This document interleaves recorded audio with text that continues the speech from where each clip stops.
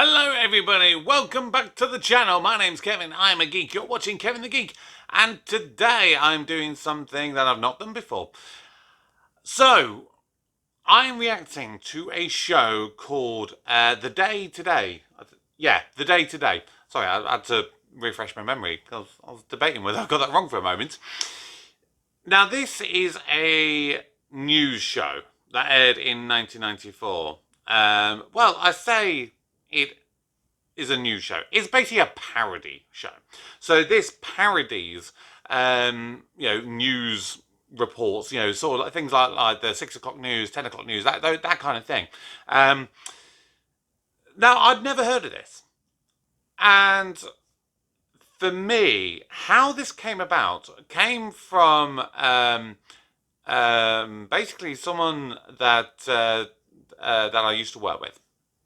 We basically got into a little bit of an argument, basically.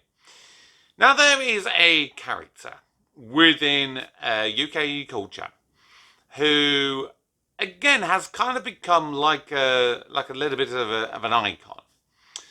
And that is a character by the name of Alan Partridge. Now, Alan Partridge is somebody who I vaguely remember when I was young watching the Alan Partridge show. I think it was called like I'm Alan Partridge. It was something like that. Now, this I would have been maybe 12, 13. So we're talking about 20 odd years ago. So I don't really remember that much of it. And I was saying to this person I work with, I was like, yeah, that's the show. That's where Alan Partridge came from. And she was like, no, you're wrong. He did a chat show before that called Knowing Me, Knowing You with Alan Partridge. I was like, no, that's ridiculous. That's not a thing. It was I'm Alan Partridge. That's the first time he appeared. Turns out both of us are wrong. Apparently, in the flesh, not technically, technically the first appearance of Alan Partridge was on a radio segment, but in the flesh and on screen, The Day Today is the first appearance of Alan Partridge as a character. So I'm kind of watching this to kind of see the origins. I'm partly watching it because I want to be entertained and I want to laugh and I want to have fun. And this could be quite funny. So this basically only ran for a single series, this show. So there's only 6 episodes. And you know what? It's quite possible that I may do this and the Knowing Me, Knowing You with Alan Partridge, because I've never seen that. And as I understand it, basically each of them only had 1 series. And there was a Christmas special after the end of the first series of, I say first series, the only series of Knowing Me, Knowing You. So what I'm thinking at this moment in time is if I do these once a month, next Christmas, so December 2024, would be a perfect time for me to do the Christmas special of Knowing Me, Knowing You. And then maybe 2025, maybe do I'm Alan Partridge. You guys know I've got a lot of free time when I'm planning stuff like 2 years in the future for this. I'm in this for the long haul. So, of course, if you have not done so already, please subscribe to the channel, turn on notifications, and make sure you smash that like button and drop your comments down below. But enough talking from me. Let's get reacting. The headlines tonight: bottomly refreshed after 3 days on cross, Bransom's clockwork dog crosses Atlantic floor, and sacked chimney sweep pubs boss full of mayonnaise. I mean, so far it sounds like just any other normal news channel, a news program. So apparently this was adapted from On the Hour, which was a radio version, and this became the TV basically equivalent of that. Love the opening intro though for this. Welcome. Whoa! On the That was an Day Today epic tonight, suit. David Owen emerges shattered from Oliver Reed. I don't think I've ever seen anything quite such so totally wanton and ghastly. A mess. Terrible. And Portillo's wife defends crack habit. It's cheap. Very cheap. Hello, you. Prince Charles has volunteered to put himself in prison in order to highlight the plight of Britain's jails. The Prince made the announcement at some speech or other he was giving today. He said he wanted to set an example. The Prince has been preparing for his ordeal for the last 2 months by attending practice prison in a Rolls-Royce factory, sharing his cell with an old school friend.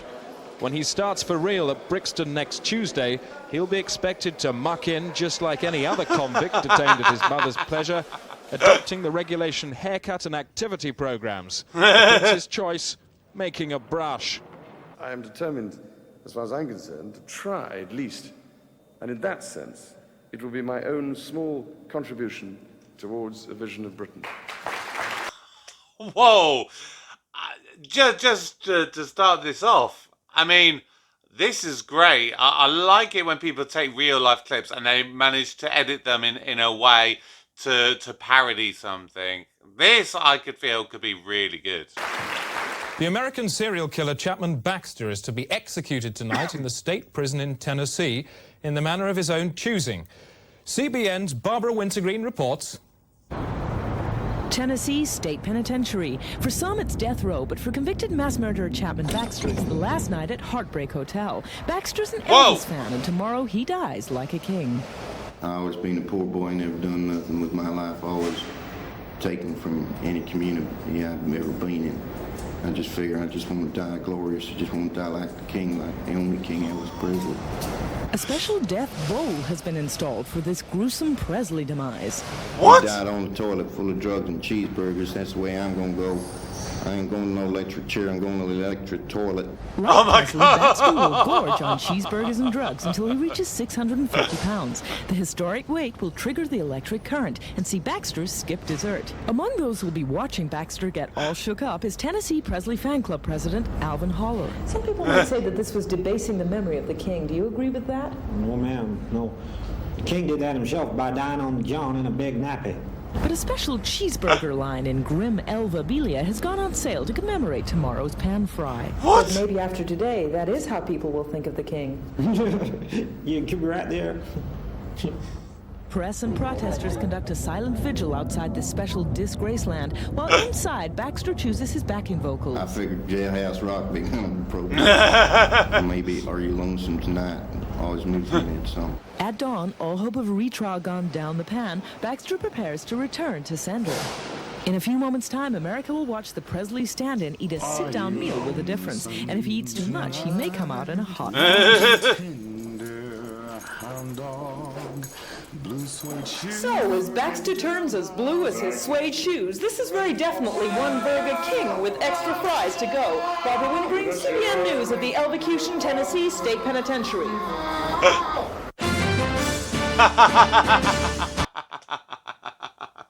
Okay, so it seems like this is going to be a little bit of a mixture between kind of real life footage, kind of edited in to fit what they're trying to do, and sketches basically.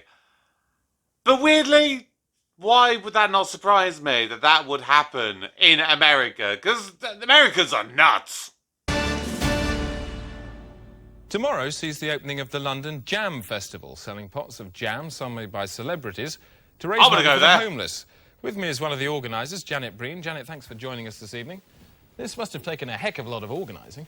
Yes, well, it has, actually. To get all the celebrities to contribute their jam has really been quite an operation. How much of your time did you put into it? Oh, I would say at least 6 months. 6 months? To raise money for a jam festival? Isn't that rather stupid? I don't think What? so. I mean, it's all in a good cause. It's for Good the cause, homeless. yeah, but how much are you going to raise?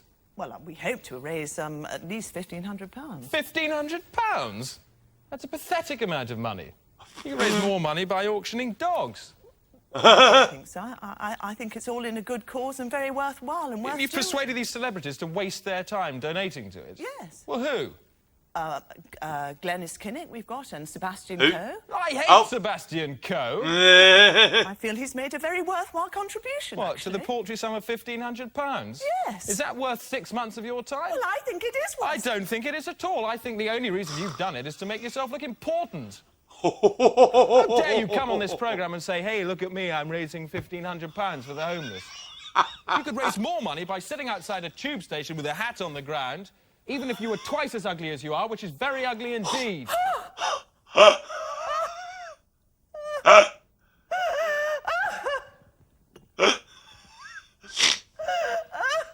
Has this been very upsetting for you? And have you anything else to say in your defence? Thank you. Oh my God, that was brilliant. I'm going to try not to pause at the end of each one. Oh my God. But to be fair, like, people pay stupid amounts of money for things from celebrities. So if she's only getting 1,500 quid for jam made by celebrities, even if it's shit jam, she's done a poor job. Ultra News. Now comments from you, the public, in Speak Your Brains. Oh God, this is not going to go well. Tightening up the law, is it required today? I think so, yes. In what areas? Certainly, we have to do something about drug peddling. If they ran into the newly tightened up law, would it smack them up sharp, or would it catch them gradually? I think it needs to smack them up sharp. To jerk their head back? Yeah. Oh, sure. Certainly, yeah. Let's see if we can nail this down. In terms of this elastic band here, would you like to see the law tightened up to this tightness, tightness number 1, tightness number 2, or tightness number 3? I think tightness number 3. Tightness number 3 like this? Yeah, I think we've really got to hammer these guys. So that tightness being an average post office band extended over about 8 inches? Perhaps, yeah. Yeah, I think so. Sport now with Alan Partridge. Alan, you're a keen Oh! fan of the law, aren't you? I certainly am. I support the law fully. Here we go. On those that break it, though. How do you support it, then? Just generally support it. What, generally turn up on a Saturday afternoon and wave from the touchlines? What? This is Sports Desk. I'm Alan Partridge, and it's a special desk of sport now as we look back on some of the sporting highlights of the last sporting season. So lie down, relax, and let the sports commence. Nice. When it's cycling championships you're after, you can't say fairer than the Tour de France. Dive, Brandau there in the lead, swaying from side to side in his own inimitable bike-riding way. Klaus Bin there on the inside, pumping away with those gristle-like muscly legs inside those tight lycra shorts, which have become his trademark. And I don't know what this man is playing at. There's no way. Surely the judges must come down like a ton of bricks on that. Carrying bikes on top of a car is not a sportsmanlike way to run this race. You join me in the helicopter now as we look down on these cyclists that look somehow like cattle in a mad way, but cattle on bikes. And there's Sven Gunsen, closely followed by his great friend and teammate Klaus Bin. And the man with the bikes on his car is, yes, he's disqualified, as I said. And Klaus Bin there wins, riding non-handed. No need for that. It was a belter of a season for athletics. Oh! 1,500 metres there, cram, and not a lot happening. Quite unremarkable. Oh, good, someone's fallen. It's Peter Elliott. Yes, he's down. Peter Elliott, no relation to Did he say good, he's fallen? And come on, Pete, back on your feet. Go, You can Pete! catch up with them. No, he can't be bothered. Upsets all the way in the dive championships. Greg Lagani.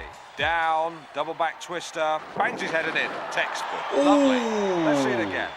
He boings down, up in the air, double back twister, comes down, bangs his head on the board in it. Lovely. The judges surely will give him high marks for that. But for my money, the best punches were being pulled this season in the boxing ring. Oh, the boxing! As he's affectionately known to me. Thank goodness, actually, they're wearing gloves, because I've witnessed bare-knuckle boxing in a barn in Somerset about 3 years ago, and it was a sorry sight to see men goading them on in such a barbaric fashion, and I'm rather ashamed to say I was party to that goading. And 2 men fighting, as I saw in the barn that night, naked as the day they were born, and fighting the way God intended. Wrestling at points. I don't know if you've seen Women in Love, the marvellous scene by the fire. kind of resemble that. I'm Alan Partridge, and that was my sporting season. Why don't you join me for another one? Join me.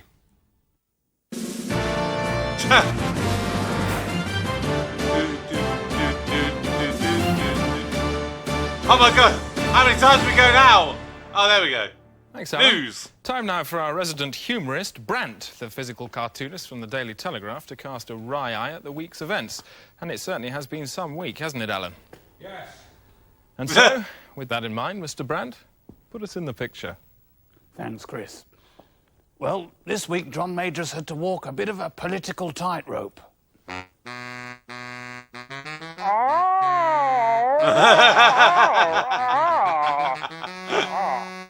Sylvester Stewart has today's weather. Starting in the southeast. Whoa! Where it'll be a misty day tomorrow with a droplet density of about 50,000 per spherical inch. That's roughly as if the mist were hugging the ground like an over-affectionate and rather damp dog. Over to East Anglia and the Midlands. Yeah. It'll be a warm day tomorrow, about 20. Yes! That's the sort of warmth you might feel on a January morning walking into a heated drawing room after chopping some wood. And finally, into the north of England and Scotland. A strong and highly long-lasting day tomorrow, with hail aimed vertically downwards from above, and there'll be a 30% chance. The sun will then breezes. And that's all the weather. Scotland always get their snow, wind, rain, hail. The law.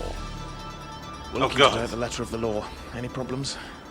Well, I've just been worried about what I've been watching on TV recently about all these fit-ups. What about a poster campaign to promote the letter of the law? Yeah, I think that'd be a good idea. TV campaign? Yeah, possibly, yeah. How quickly would you like to see this sort of action taken? Poster campaign? Immediately. Immediately? Yes. So here we are in the immediately future, looking at a poster on the wall of the letter of the law. Red on Is blue. he a real What person letter or is this a sketch? What single letter? The letter of the law. What letter is it?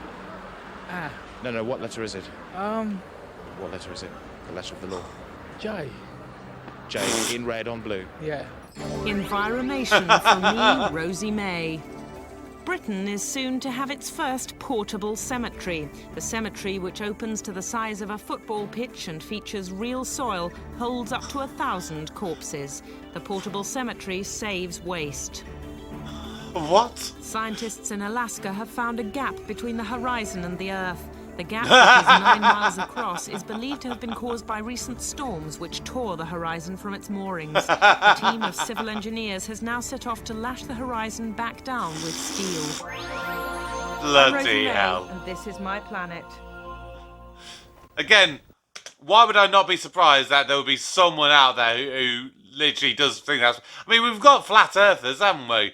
You know, I think there could be at least one person on the planet who could think that the horizon could be separated. Take a look at this. This is St Barley's Church in Coventry. Okay. That sequence will be featured in a full report on the Church of England, which is coming up now. If you mention the Church of England to most people, they immediately think of the sacraments and the holy blood of our Lord Jesus Christ. That's a very red But sky. within the church, there is another ritual. The ritual of the bullying ritual. Ex-curate Peter Litterton was intimidated by his very first vicar. I went to the bathroom to wash after dinner and I found my flannel in the toilet. Another time I went into the bathroom and all the bristles, bar one, had been cut off from my toothbrush.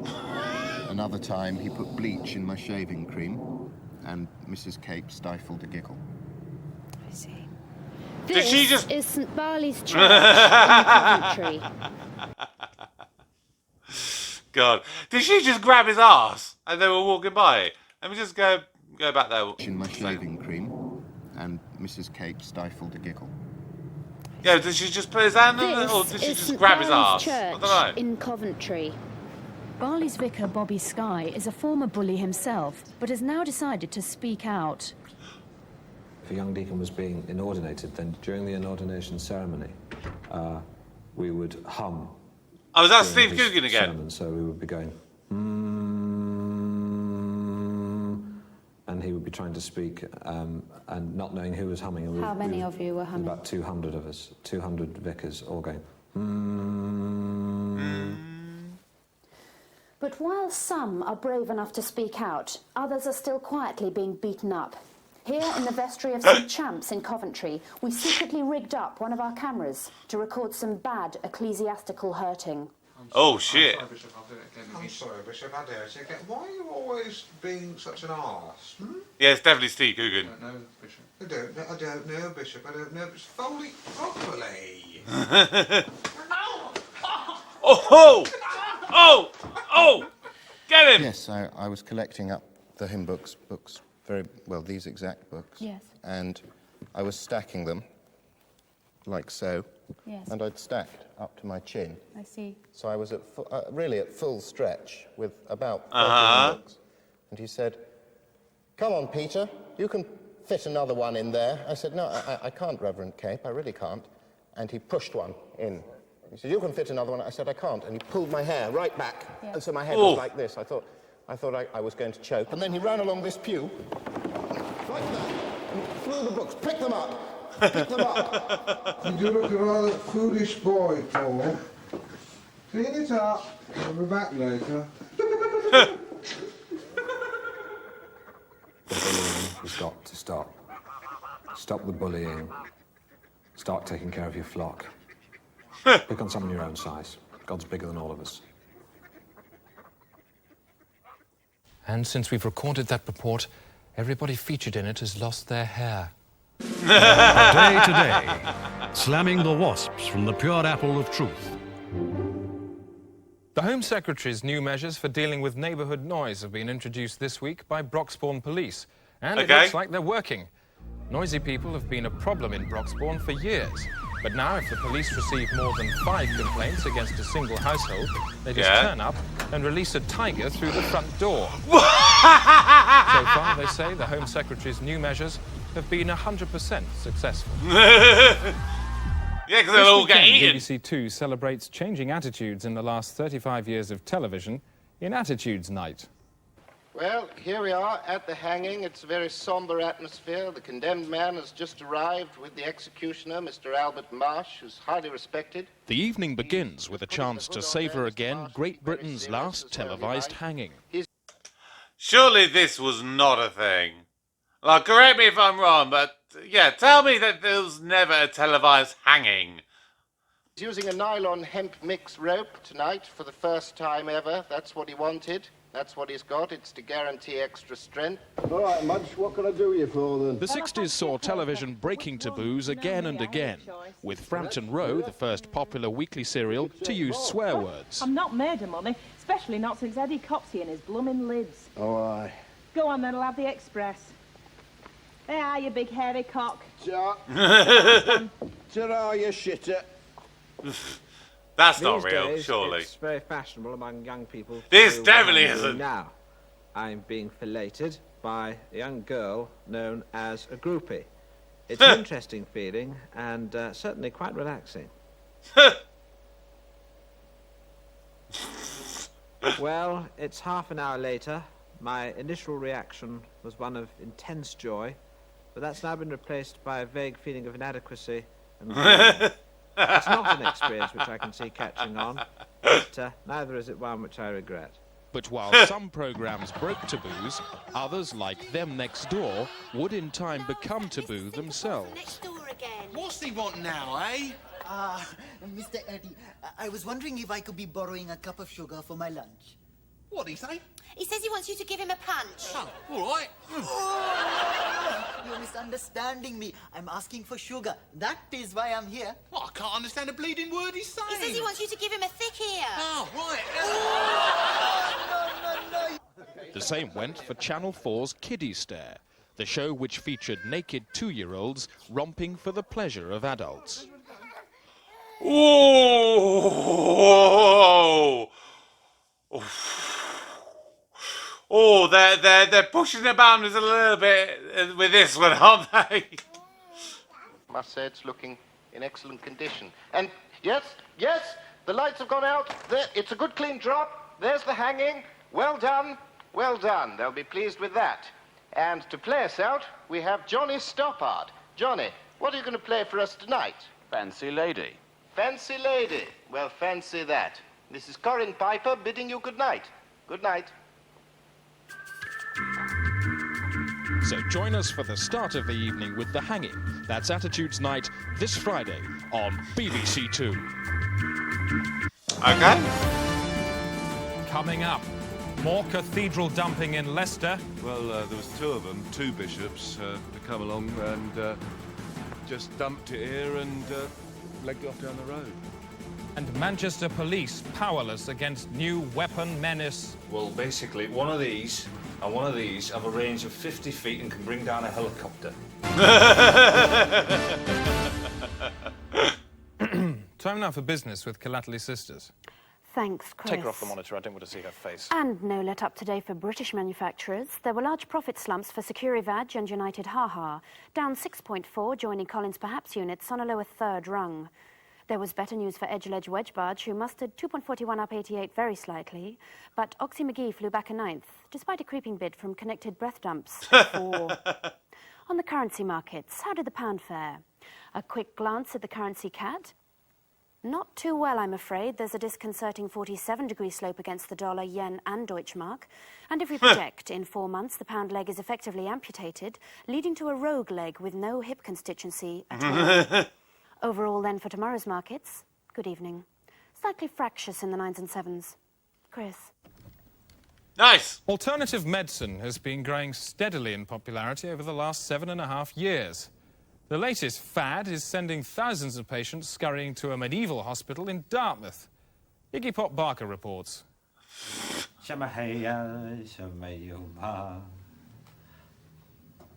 Bile chanting. You won't have received this kind of treatment before unless you're 500 years old. Yeah. The Sanctus Hospital in Dartmouth specialises in medieval healthcare and offers a range of historic remedies at 21st century prices. Oh! This should really get rid of the melancholy, yeah? Sore a bit? Physical complaints like the hardened lump on this woman's foot are treated as symptoms of spiritual disorder. I'm going to make an incision here. Yes. And make the incision all the way round here and the other side, and then cut through and then remove this, this foot, Right. remove Right. that Yes. and take it away and bury it with some gooseberries. We've done the tests and This woman is a witch and is being talked through the drowning procedure. what we'll be doing is we'll be pushing you in the pool. I see. If you sink to the bottom, you're clear. If you float to the top, obviously we're going to have to attach some weights to you and drown you. You mean you want me to just walk down? To walk down the stairs? Yeah, and I'll give you a bit of a shove. All right, off I go then. No, I thought we were going to see it get pushed in. Dr. Philip Johansson is Europe's leading practitioner of bile chanting. He was one of the 4 doctors and 10 patients killed in this morning's blaze. Firemen say the chances of finding anyone else alive is minimal. Real events shot by chance. When it comes to medicine, because I studied this at school, it's surprising that medicine kind of was really good for thousands of years. Then it took a major dip kind of into the start of the kind of the last sort of 2,000 odd years, that basically post AD, post BC rather, because like there was they found like even like cave skulls of cavemen, where like for example, having a headache back in those days, they believed it was like a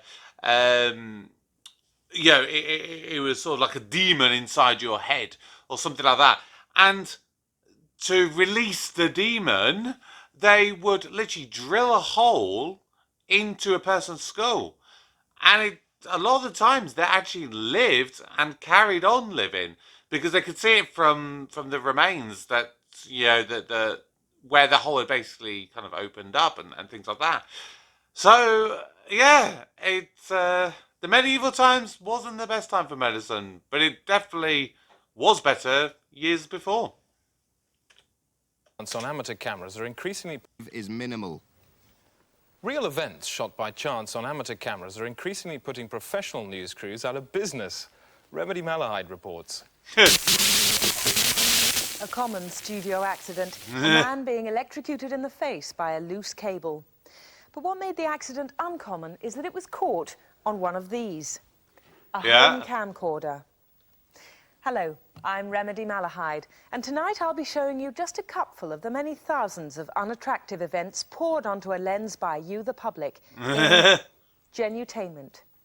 Genutainment! First, these remarkable scenes of an audacious bank robbery were captured by Mrs. Susan Briers, who owns the security cameras at the Norwood branch of NatWest.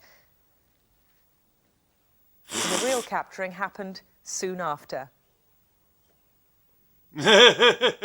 Our Reality Eye Fest continues courtesy of St John's Ambulance Unit, who filmed this disturbing spectacle of a distressed caterer who had her finger trapped under the page of a book.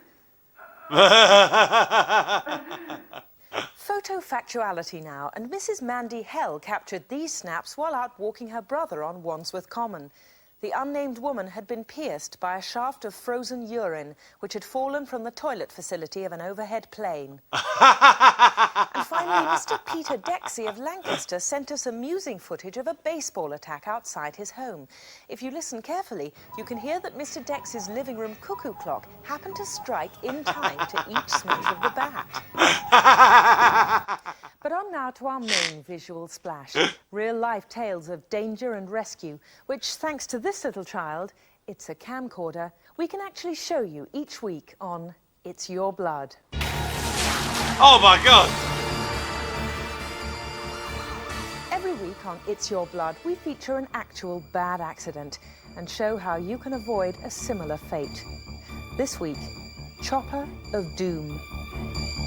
Oh my God! Helicopters, machines with blades for cutting air.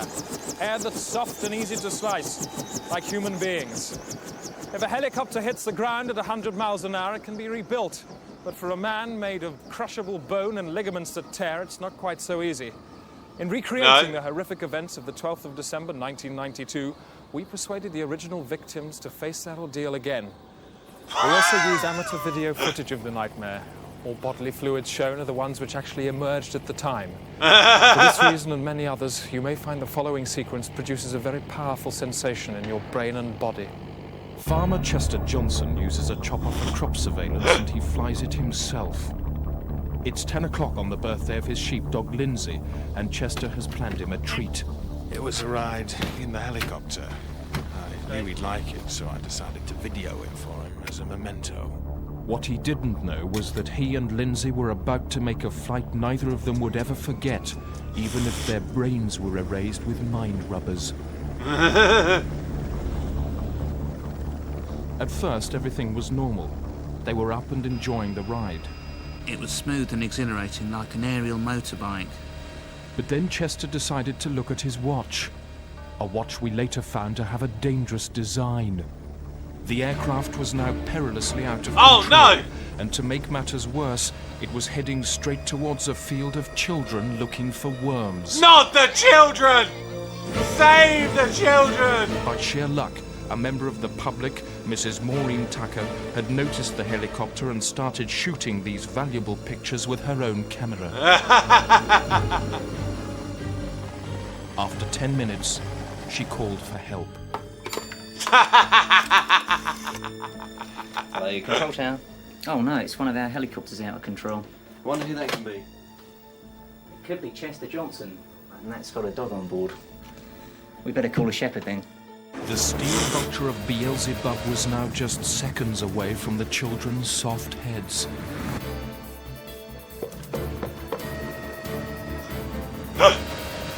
Save the children, please!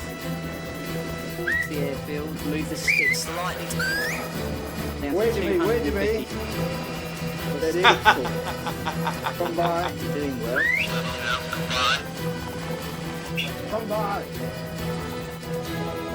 By sheer Hey! brilliance, the shepherd dog team also managed to avoid an old woman up a stick in a nearby field. Oh my God! While the heroes celebrated, the shepherd's unattended flock caused a pile-up on the M5 in which 430 people were injured. Mercifully, the ordeal forged such firm bonds between the victims that it led in many cases to marriage. If this happened to you, would you know what to do? No. Your chances would be improved considerably if you made sure someone on the ground had one of these. It's a pocket shepherd. It My costs God. £59. A small price to pay for the gift of a functioning body that works properly. News Jiffy. Wow. Just time to have a quick look at tomorrow's headlines. Aristocrats' dung saves village from flood. That's in the Mail. Today, drowned Italian wins Eurovision. The Express go with Lord Mayor's pirouette in fire chief wife decapitation. Grisly tripping. The Sun, Robin Koch. And the Daily Star, feel my nose and put my specs there, Raw's drunken major. That's it. That's the day today, on the day that Boris Yeltsin told the world how he milked Mrs. Thatcher. Her flappy breasts.